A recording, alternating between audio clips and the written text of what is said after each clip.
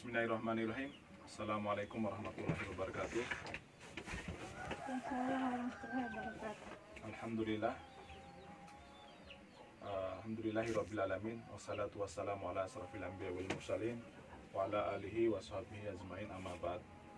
Pertama-tama, marilah kita panjatkan puji syukur kepada Allah Subhanahu wa taala yang dimana atas limpahan rahmat serta inayahnya sehingga pada kesempatan ini kita masih berkumpul dalam rangka pertemuan kelompok. Salawat serta salam kita aturkan kepada junjungan kita Nabi besar Muhammad SAW, Nabi yang telah mengantarkan kita semua dari zaman yang penuh dengan kejahiliaan, zaman yang penuh dengan kegelapan, menuju zaman yang Islamiyah seperti yang kita rasakan pada kesempatan ini. Yang pertama-tama saya ucapkan terima kasih atas kehadiran ibu-ibu sekalian, termasuk selamat datang. Jadi tujuan kita berkumpul di tempat ini dalam rangka membahas seperti biasanya P2K2 atau istilahnya FDS. Jadi materi kita pada kesempatan ini adalah bagaimana cara mengelola keuangan kita di rumah tangga. Sebelum kita lanjut di materi, apakah ada masalah keuangan ibu-ibu di rumah? Mungkin ada yang bisa menyampaikan pendapatnya. Ada ibu-ibu? Ada. Ya, masalah apa terkait dengan keuangannya di rumah ibu? Kalau dilihat sekarang masalahnya pendapatan itu lebih kecil daripada pengeluaran. Pengeluaran itu sangatlah besar. Iya. Gimana solusinya, Pak? Ya, terima kasih atas pertanyaan ibu dan pendapatnya. Jadi tujuan kita membahas pada hari ini adalah bagaimana mengelola keuangan kita, sehingga salah satu yang disampaikan ibu tadi adalah masalah, artinya masalah keuangan di rumah tangganya. Contoh di sini ibu kita bisa lihat, karena yang pertama itu adalah memahami jumlah pemasukan dan pengeluaran.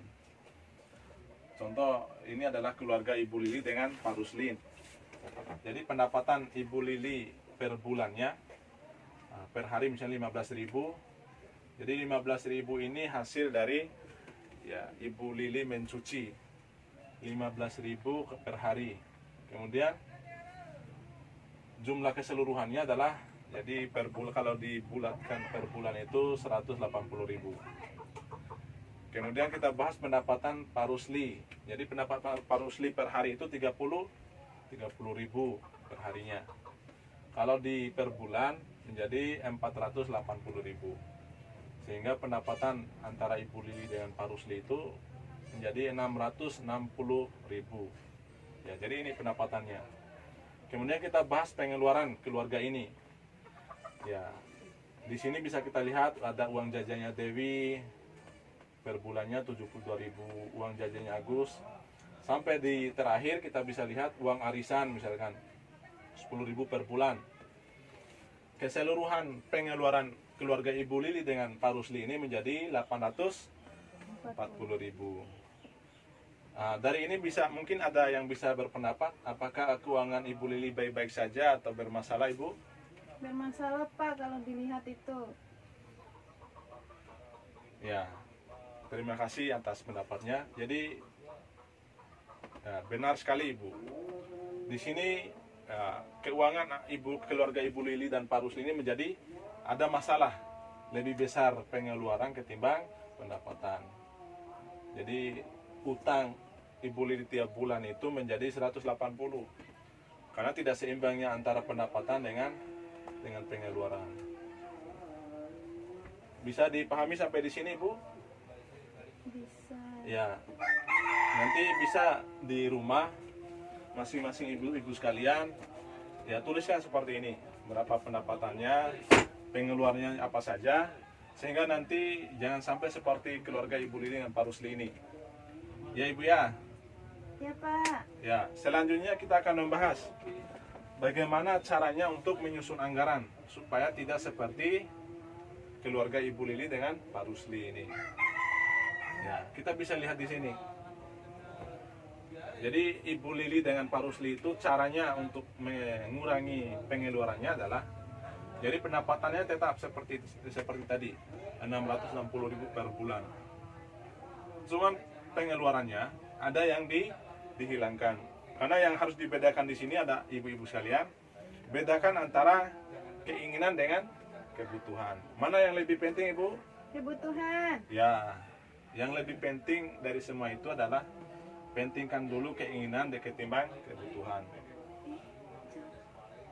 Pentingkan dulu kebutuhan ketimbang keinginan. Ya, salah. Jadi ada yang bisa sampaikan, kalau keinginan tidak tidak terpenuhi, apakah menjadi masalah di keluarga atau bagaimana, Ibu?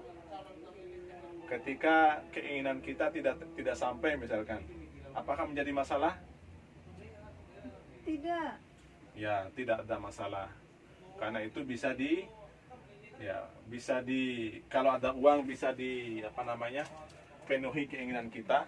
Tapi kalau kebutuhan Penting. kalau seandainya kebutuhan itu tidak terpenuhi, bagaimana, Ibu? Apakah menjadi masalah? Masalah, Pak. Ya. Jadi yang pertama kita bahas di sini adalah kita bedakan dulu antara keinginan dengan kebutuhan. Nah, salah satunya di keluarga Ibu Lili dengan Pak Rusli itu adalah ada beberapa keinginan yang dihilangkan keinginan itu. Nah, contoh di sini, uang jajannya Dewi dihilangkan, uang jajannya Agus. Kemudian tas bagusnya, buat beli tas bagus Agus itu dihilangkan juga. Kemudian pulsa telepon sama uang rokok buat Pak Rusli. Jadi sampaikan sama suaminya di rumah supaya tidak masalah di keuangan. Ya, kalau bisa dihilangkan rokoknya. Bisa ngamuk, Pak. Ya, berarti keluarganya nanti bermasalah terus keuangannya, Ibu. Kalau seperti itu. Bisa kita lihat di sini, Ibu. Nah, pengeluarannya menjadi 590. Pendapatannya 660, pengeluaran 590. Apakah baik, Ibu, atau bagaimana ini? Baik sekali, malahan ada lebih. Ya, ada lebihnya malah. Ini di awalnya tadi bermasalah, di sini menjadi Aman. Nah, terus bagaimana caranya mengendalikan anggaran? Ya, supaya tidak seperti yang di awal tadi. Ya, contoh kita bisa lihat di sini. Kalau pendapatan kita tidak tetap, gunakan catatan kas harian. Nah, contoh, kan pendapatan Ibu Lili per hari kan begini, 15.000. Upah Bapak Pak Rusli 30.000. Kemudian pengeluaran tiap harinya juga ditulis, sehingga nanti berapa saldonya. Apakah masih ada saldo atau masih ada sisanya, kan bisa dilihat nanti, Ibu. Nah, begitu juga misalkan kalau bagi keluarga yang pendapatannya tetap per bulan, jadi bisa menggunakan istilahnya amplop, ya.